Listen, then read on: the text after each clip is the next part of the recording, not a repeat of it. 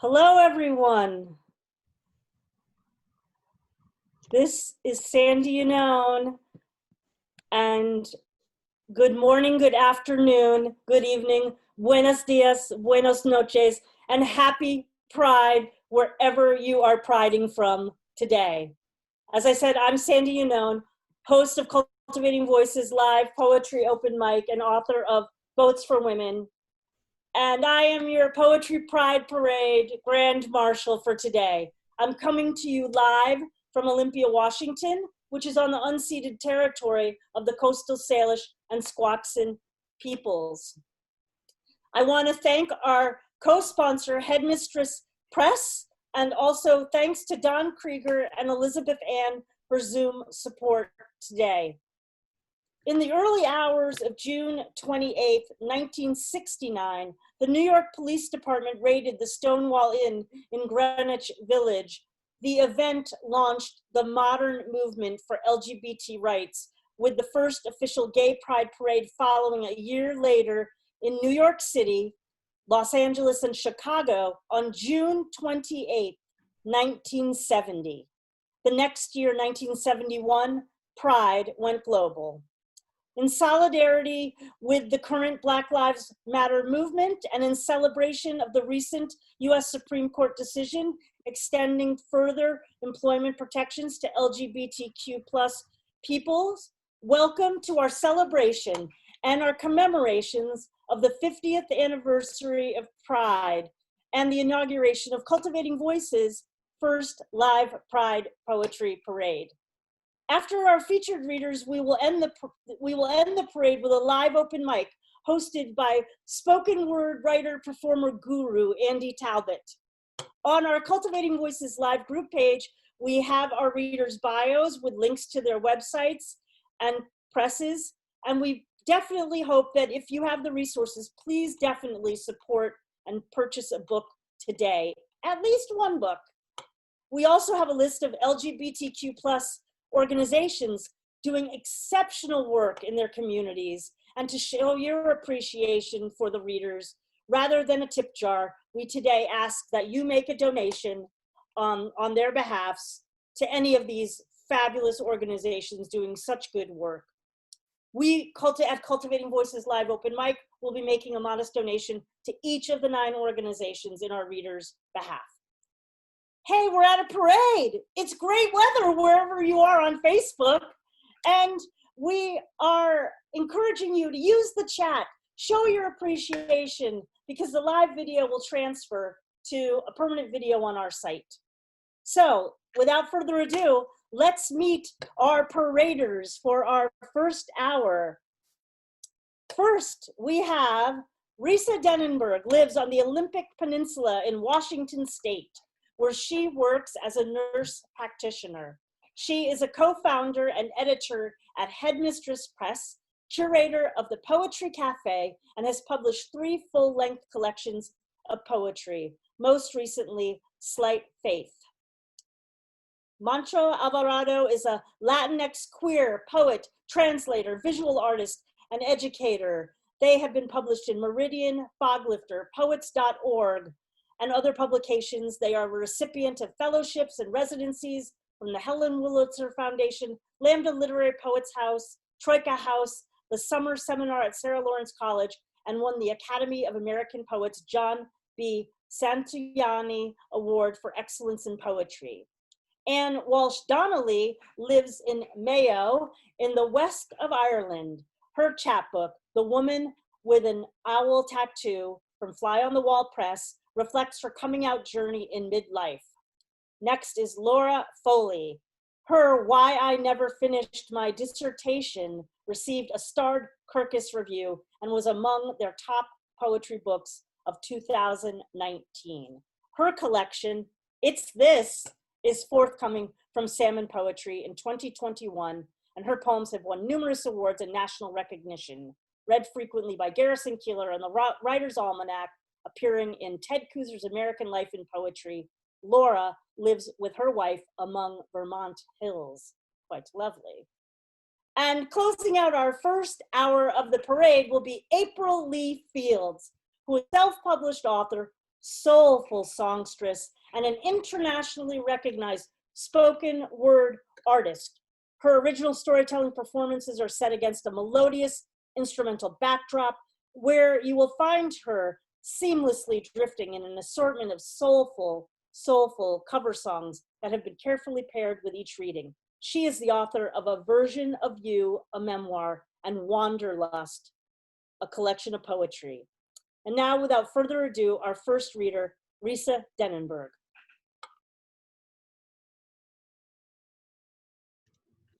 Hi, can you hear me? So the first poem I'm going to read is the title poem from the book that I published with my press, with Headmistress Press, and it's titled Whirlwind at Lesbos, and it's a tribute to lesbians from all times and all places. We met in Istanbul, where your face was a veil, and you beckoned a reckless gesture. Cover your eyes, you hissed when I dared look through your robe at your breast buds. You were 12 when we first kissed, wadded your gum under the desk, whistled at me, spit into the wind, earnestly began chewing my hair. We ran away to Naples during the long war, while flames licked our feet and charred our skin. Hurry, you barked over your shoulder. I was already losing sight. I wailed all night in Jerusalem when you turned me hard against the stone wall, pressing against my back as you reached up inside me, grabbed my womb with your fist. In winter, we rented a small cottage in Copenhagen where winds blew snow over our bed. We embraced and couldn't let go. You were cold and needed comfort. We undressed each other, maidens in the 5th century, and were discovered naked, entwined asleep, your ringlets black and soft on the silken pillow. But then I missed a cab to the airport, slept right through the alarm one morning in Cairo, and you were gone. I was beheaded with your name on my lips. The baggage was clearly marked, but reached Paris by error. I'm in New York awaiting your email. This is Yellow Star, and just an explanation. It references the 1911 Triangle Shirtwaist Factory fire in Lower Manhattan, and is dedicated to the Jewish and Italian immigrant women who died, primarily because they had the doors locked. Yellow Star. In my case, the yellow star will be made of 2 perfect pink triangles cut from cheap, dry goods at the Triangle Shirtwaist Factory, where the women sew stars on at the ready, hunched over their singers, and not wasting time on stairs, work right up to closing time, then jump. They didn't want to die so young, and neither did the gay boys who died in droves at the close of the last century. I would be one who would beg you to shoot me, who would know that borders lie, that I could not endure the march through the woods and the snow to the trains at the end. We who say never forget also know it could happen again to us, and we do not know more now than we did then how to make it stop. The stitching never ends. For practice, I have sutured my arm to my sleeve with triangles made from pages torn from the book of Job. The next poem is a new poem written it's dedicated to nurses everywhere, but particularly the ones who are on the front line during the pandemic, and it's called Bedside. To wake each morning and recommit to what you've chosen, to grab a cup and a donut, to gown up, reuse your N95, add goggles and gloves, to hear the call bell, to be a hand reaching out to say, stay, to watch the struggle and then the surrender, to notify the family, to embrace the phone while they sob, to not cry as you remove the tubes, to cleanse the body as tenderly as you would if she were your own mother, to cover her with a crisp white sheet, to fall into a moment of groundless grace, to feel desperately alive. The next poem is from a series of elegies that I've been writing since 1993 when my best friend John died of AIDS. And this one is new, but it's in the series. You are. It's after W.H. Auden. You are my kitchen. I can't make my eggplant dish without you. You dice the onion so I won't cry. You strike the match to light the oven. You are my salon. You serve rosé in cut glass goblets. I have no desire to sweep the floors without you here. You are my critic, my lost amethyst ring, my favorite berry. You are the knife that scrapes the pith of me, the toothy grin of the missing boy on the milk carton, my root beer float. My legs cannot wrap around this emptiness. You are the postcard of Calliope you airmailed me from Mykonos, that other time you left, vowing to never return. And then the present of you, gifts of brisket, banter, side-splitting quarrels. I make rugelach every year on your birthday. You are my morning shower, my evening biscuit. Love that. Well done. About the body and what it needs. I navigate by shadows of clouds in the ocean. I don't need a mother or lover to enter my vessel or to amend legends that were never mine. I don't recall labor pains, but I still feel the rush of milk tumble into empty breasts, a small shiver of memory that sates longing, leaves me engorged. You must wonder how I say these things that seem so faded. In full sight of your fraught wish to be loved in body, my rebuff must affront you. I will not be coy, I know it does, since if these things about me were not true, I could shower sticky kisses all over you. I'm no more alone than Emily Dickinson. There is no idiom for the seasonal way I sail into myself. The clouds are blue today. And the last poem I'm going to read today is also a new one, and it's called How to Grieve. And it's after the wonderful verse in Corinthians, 1 Corinthians 13 about love. Grief is patient. A day will come when you'll sit with torn shirts on low stools beneath covered mirrors chanting Kaddish. Some morning you will offer oolong tea to the Bodhisattva, sitting calm and cross-legged at the altar. Today you may refuse to take the body of Christ into your mouth, but tomorrow the wafer will dissolve in tears. Grief waits as we stare out the window. The lingering taste of ash reminds us how she hovers. You may curse again and again, but she keeps her counsel. When Zoom makes me sit alone in a room, waiting for the host to open the gates and admit my ghost, it reminds me of the time I was 5 and made to stay behind, alone on my nap mat, while the other children ate ice cream at the playground. Do we always remember the punishment, but not the crime? We may behold many marvels today, but the greatest of these is grief. Thank you.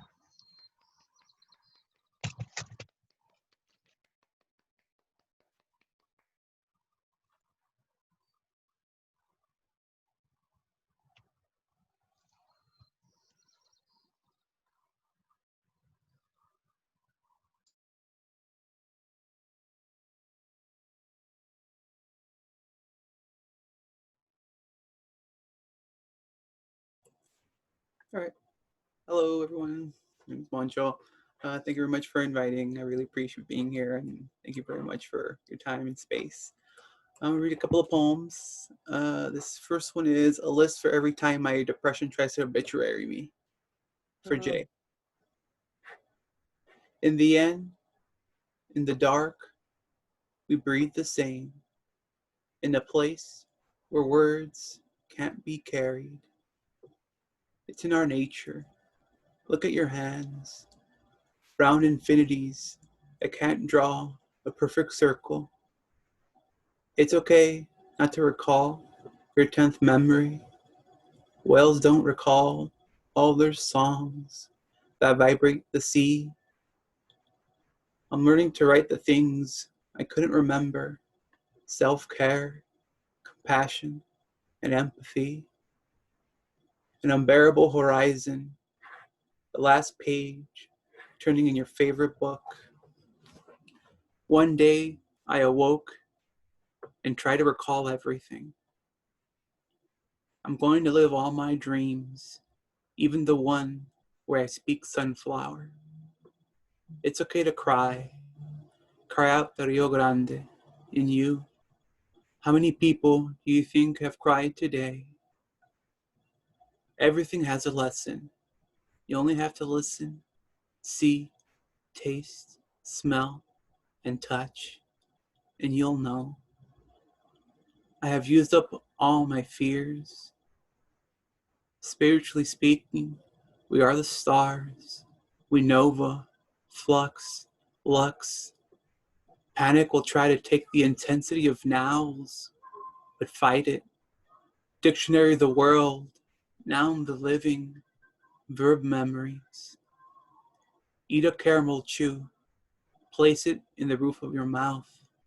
A sweet gooey that lasts. Create an energy that will live 1,000 generations. My beloved, on my lips. History opens and closes like an accordion. But do you see all this life? The earth came from gases molded into a planet. This is a part of a solar system. This system, a part of the Milky Way galaxy. This galaxy, a part of the supercluster, La Neakea, meaning immense heaven, which resides in this universe that made Ama, and she made capirotada, bolillos soaked in piloncillo juice, cloves, cinnamon, raisins, and you. Cool.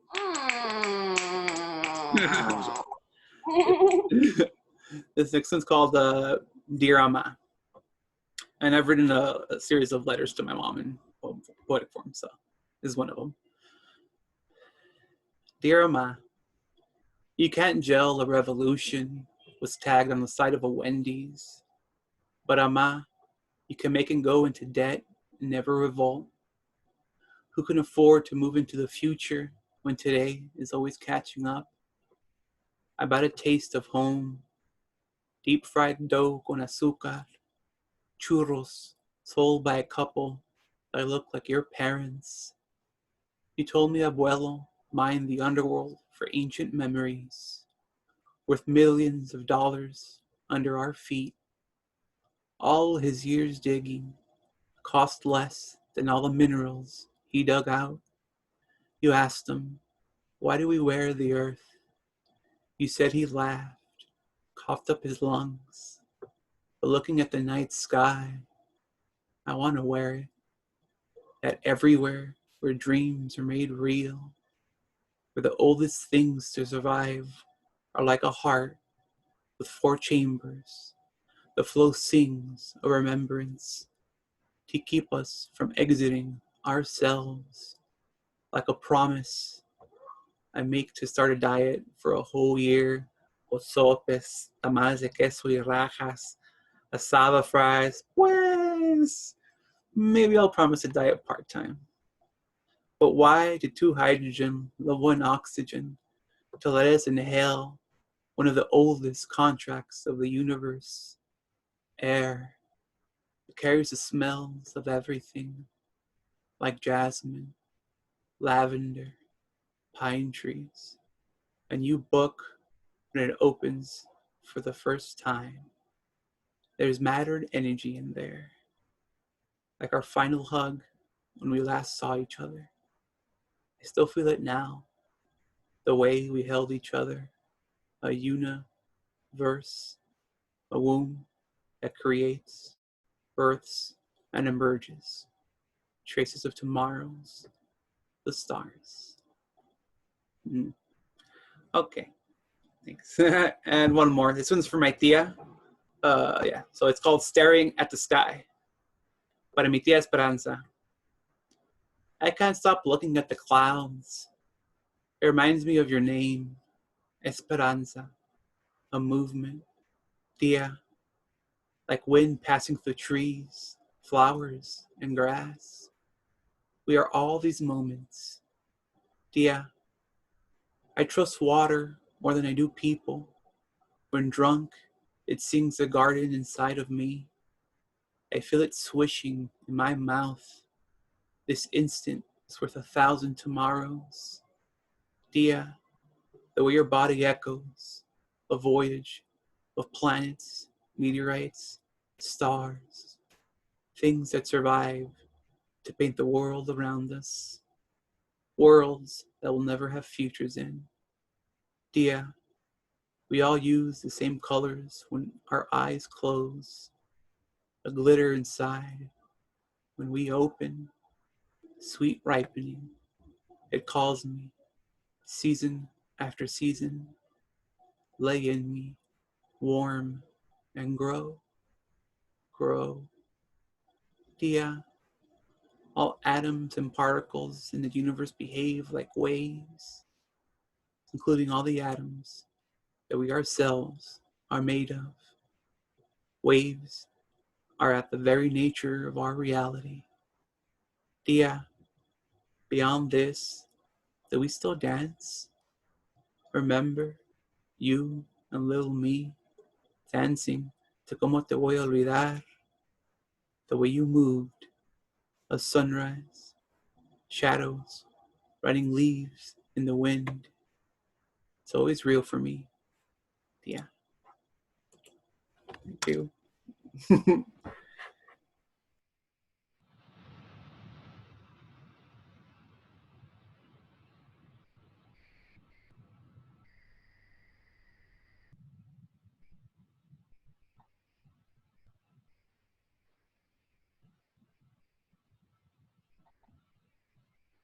Hello. Hi. Um, Hi. Hello there. I'm Walsh Donnelly here. Thank you so much to Sandy Ann and Elizabeth for having me on here this evening. So the first poem I'm going to read is called Joy, and I'm reading this for a friend of mine called Catherine. She was in Prague in February when she sent me this postcard. If you can see it. And I wrote this poem. Joy. Joy is a naked woman sitting astride a speckled grey mare, raising her arms like a victorious marathon runner, exposing the virgin white of her underarms and baby sham breasts. Joy is her hands bound by the untamed locks of her salted hair. I imagine mine delving into the folds of her unstarched body. Joy is another woman on a piebald, knees bent, her derriere a reversed C, skin the colour of Uluru sandstone, lips parted. Joy is the feel of hoofs sinking into sand, oblivious to the tide creeping towards them, like a white veil threatening to shroud. Joy is sitting in Prague Centre Pompidou, watching wild women ride. You, the grey speckled mare, and me, the piebald pony. And the next poem I'm going to read is the first time I've read this poem to an audience, and this is my first Pride event too, so it's apt that I should read it. It's called From Chink to Rio Grande Rift, and it's about my struggle in coming to terms with my sexuality and then coming out in midlife.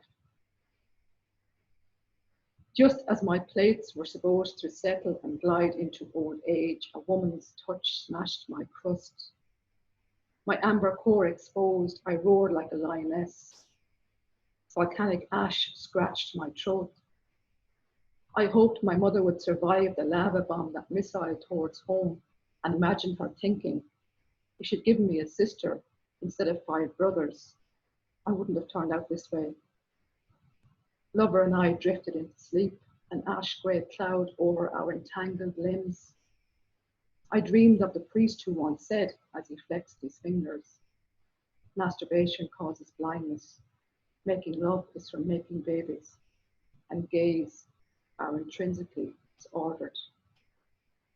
My brain, marinated in doctrine, castigated me for not keeping the eruption underground. Thank you. The next poem I'm going to read is called Metamorphosis, and it was inspired by the short story Metamorphosis, written by Franz Kafka. In that short story, the protagonist wakes up one morning and finds himself in a huge, ugly cockroach body. So I want to use that image to talk about shame. Metamorphosis. I lie in her arms, her breasts pressed against my back. Listen to her soft snores. She doesn't see the demon pest in me, its reddish brown shell, insect head, and large black eyes. She doesn't feel its wax-coated exoskeleton or the claws to my legs. I maneuver myself out of bed, scurry towards the bathroom, into the shower. Boiling water lashes my vermin armor. I cry cockroach tears. Stiff wings dissolve. Antenna swirl down the drain. 6 spindly legs become 2 again. Now for something entirely different. This is called History of My Sexual Encounters. All penises in this poem are fictitious. Any resemblance to real penises, dying or dead, is purely coincidental. A Bristol boy ripped my hymen, penis like a twister ice lolly, always melted too quickly and never quite filled me. The Aussie naval officer, penis is long and bent as the steel arches of Sydney Harbour Bridge. I jumped before he stood to salute. The bushman in Kakadu, penis tasted like a burnt kangaroo stick, said he hates when the Sheilas don't come. Takes a bit longer than 5 minutes, buckle. The dog I met in Singapore, penis slick as tiger beer easing down a parched throat. He wanted me to go down, south on a boat to Darwin. I flew north to Kathmandu. And finally, the Wexford anchor held his penis as if it were a fishing rod, caught my clitoris, reeled me in. Took me 7 years to escape his hook. And in stark contrast to that poem, this poem is called Manana Heron. And for those of you who don't know any Irish, Manana Heron means woman of Ireland. And this poem is one of my favourite poems and celebrates making love with a woman. Manana Heron. To die not having known the frenzy of making love with a woman is to live without ever jumping over the bar of your crib. How could you not want to watch a woman fling her underwear on your bedroom floor, present you your nails and teeth to score like blades on dough? How could you not want to feel your edges slip into her hollows like a spoon folding flour into cake batter? How could you not want to hear her whimper crescendo to a jungle roar while your fingers move inside her? How could you not want a denouement to your play, when secret stories leak onto ivory sheets, tease tongues and start the sequel? How could you not want to drag a woman to bed at 7 on a Saturday afternoon, rise at 2 on Sunday afternoon, sleep deprived and smelling like a marathon runner, race outside to tackle weedy flower beds, gleeful that soil will not rest in your clipped fingernails? And the final poem I'm going to read is called My Menopausal Vagina. Doesn't need any explanation. Here it is. My menopausal vagina is the village's oldest pub, doors wide open. She ignores medical experts who call it closing time. She doesn't miss sex hormones that disappeared with dusk. She's still quite a capable host, and her parties never run dry. She doesn't feel like a forgotten World War I trench full of sludge. Prefers to think of herself as an estuary.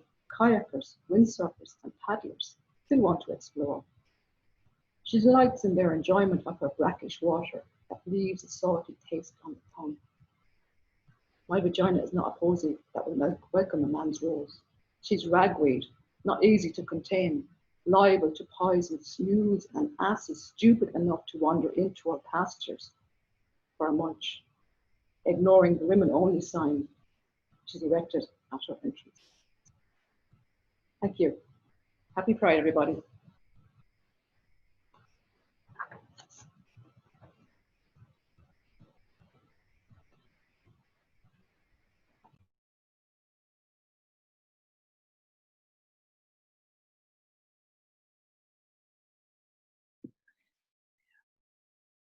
How do I record? Hi. I'm going to be reading from Joy Street, which is Headmistress Press.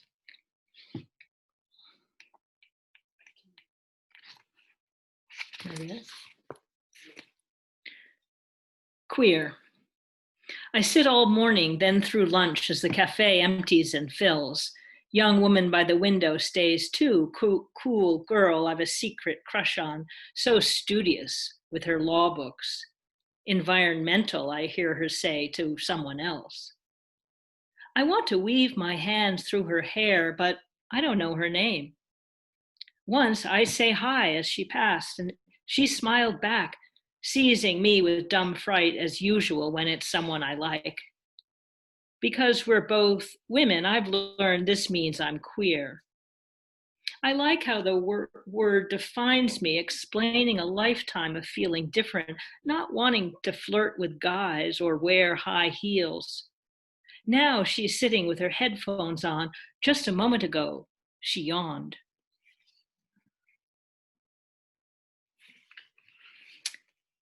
Gender. In my dream, the seductress, naked from the waist down, displays her penis, soft and gray, curved as a shell. When she enters me, I aspire to mine own androgyny. Like these three women sitting in the cafe near me at ease in suspenders, crew cut tattoos, which can't disguise the cat-like softness of their eyes. Springtime in the grocery store. We're shopping, gathering ripe pineapples, kiwis, oranges, when she leans into me, coos, I love it when you talk fruit. And I whisper, mango, mango, mango. So she swoons, and soon we're rolling on the tiled floor together between the dairy aisle and spicy condiments.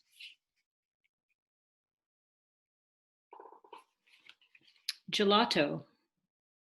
She buys me gelato, my favorite, but eats it on the way home. It was so cold, so delicious, coffee, sweet cream. I'm so sorry, she says with a kiss and hands me the empty dish. Now I'd like to read a few from Why I Never Finished My Dissertation, also Headmistress Press.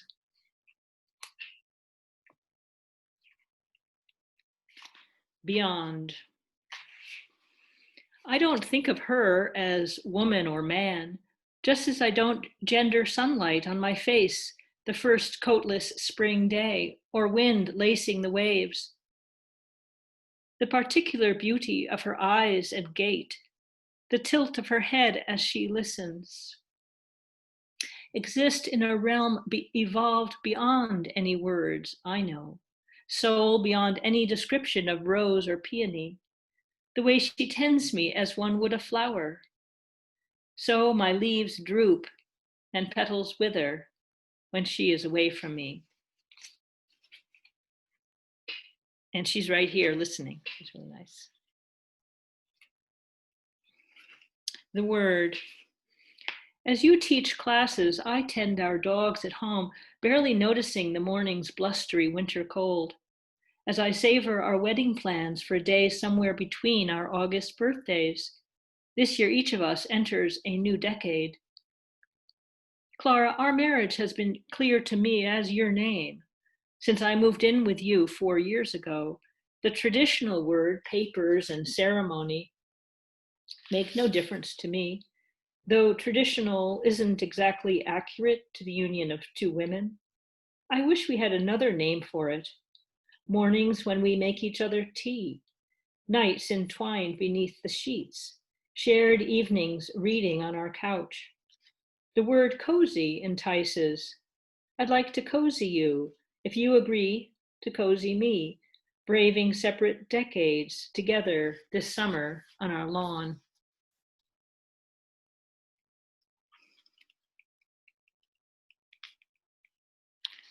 Under the autumn sun. Man and woman join to make one flesh. The guy I thought my friend informs me. So how can you be married? I want to say something in response, but he turns ashen and walks away. His mournful words diminuendoing, I guess this is the modern world. I remember it a week after our marriage, when my wife approaches me holding chard across her breast. In this peaceful autumn sun, though we know soon the ravages of a hurricane will scour us with hail and rain.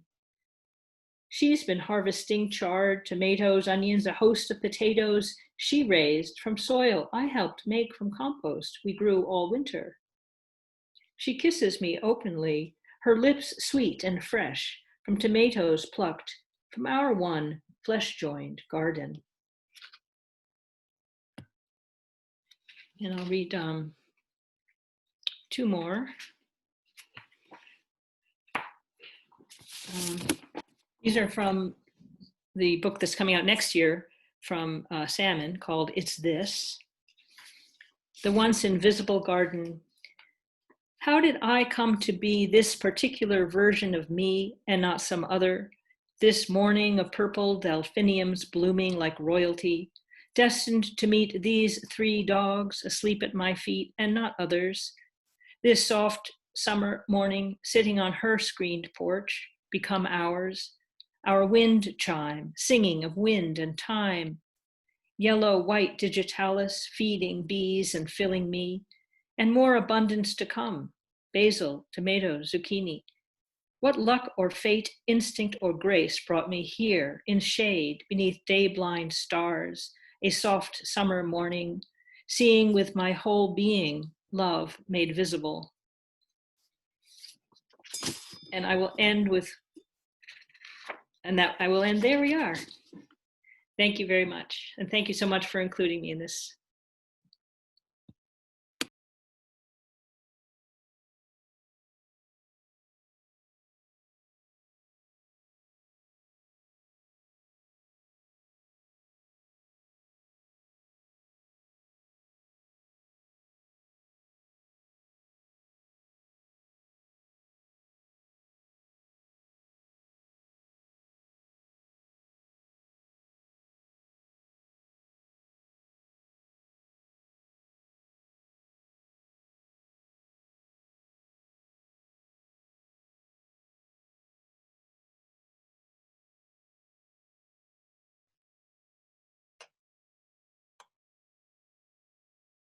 We have April Lee Fields coming up next.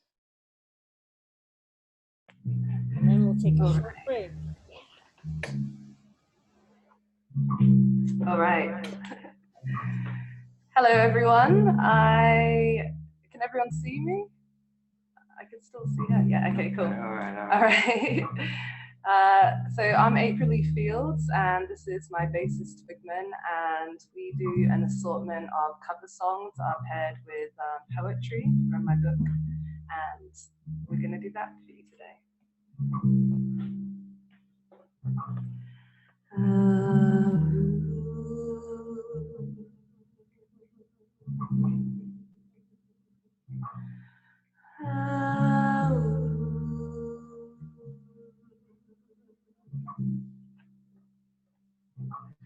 What is this a man's world?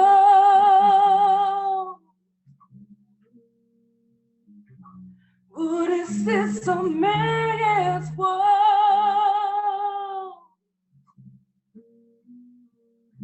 But it wouldn't be nothing.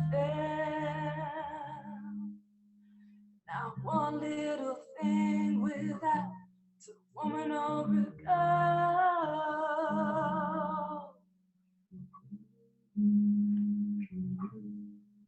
You see, woman make the car, takes over the road, and man made the train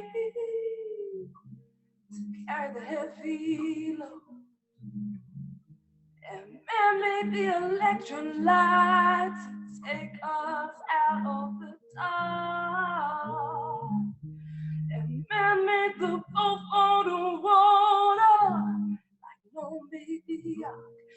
this is so man's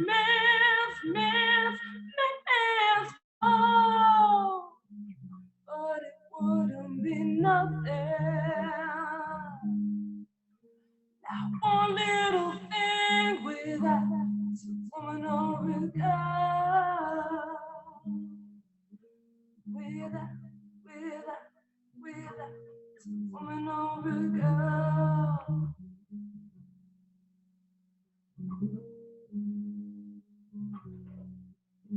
Well, she will hide her face and tell the truth, so that you're not distracted by fleshy lies.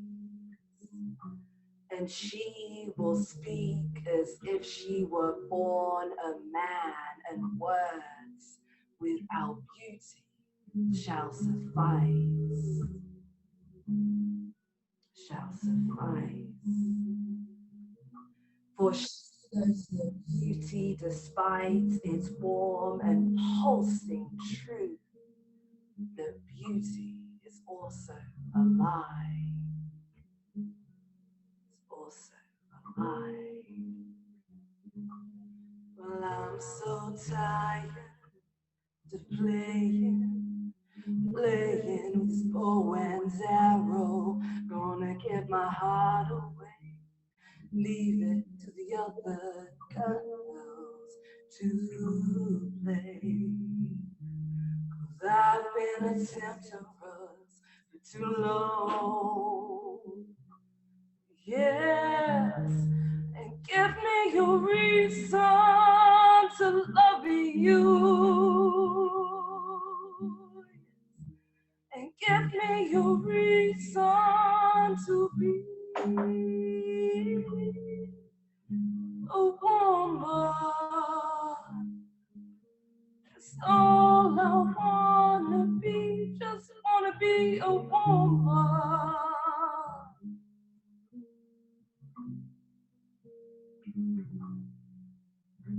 And beauty is an intoxicating affair that holds captive a simple and impressionable soul. Cutting off locks of illusion from her golden hair, aging gracefully into an inevitable kind of old. And despite the words that she is speaking, only the fullness of her lips will be seen, whilst you witness her skin's phantom desire to undress, to be touched, to be fucked, and to be seen.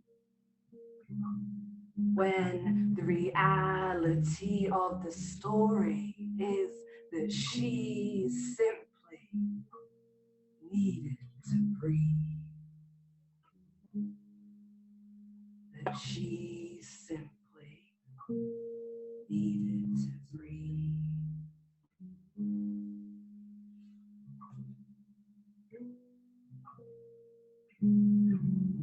Well, man thinks about a little baby girl and a baby boy, and man makes them happy, 'cause man made them toys. And after man make everything he can, you know man makes money. To buy from other men. To buy from other men.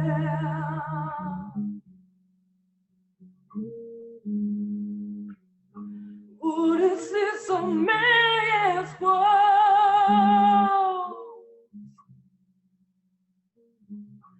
Oh, this is a man's world.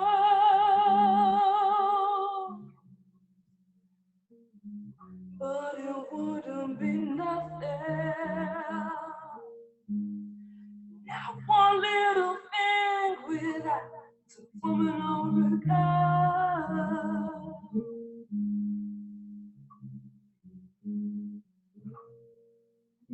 And a woman's body is a complicated riddle the man will gladly spend his days. And such is the diversity of femininity in that there constantly stands a complex versus concave. And her hair is long and her skin pale as winter's dawn, while she stands and clasps her hand in a reserved kind of tone. Yet you think them far too nimble to ever be alone. To ever be alone. And whether you have a hero kind of courage or a desperate longing from the start, well, how could you ever genuinely understand the truth of a woman's heart? Or how could you ever genuinely understand the truth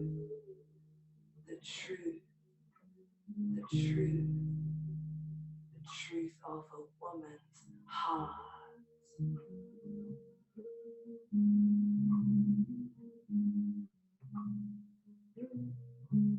So don't you stop being a man.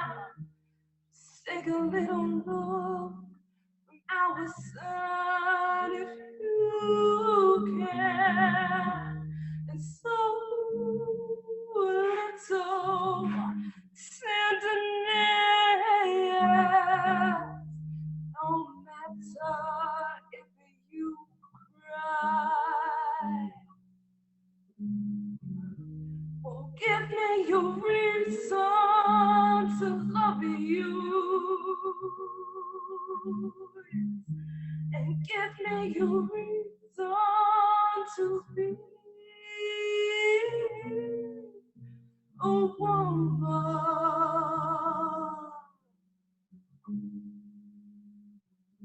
I just don't wanna be a woman.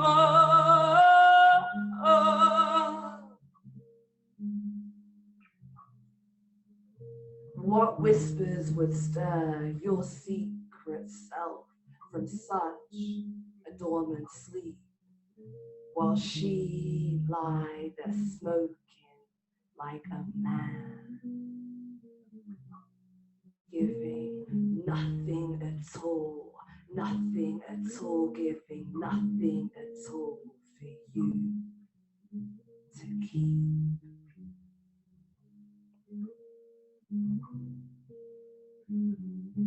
Well, he is lost in that bitterness. He is lost in that wilderness. He is lost in that bitterness. And he is lost in that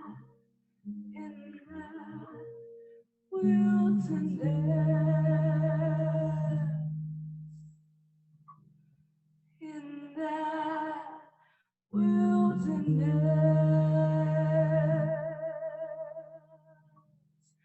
In that wilderness.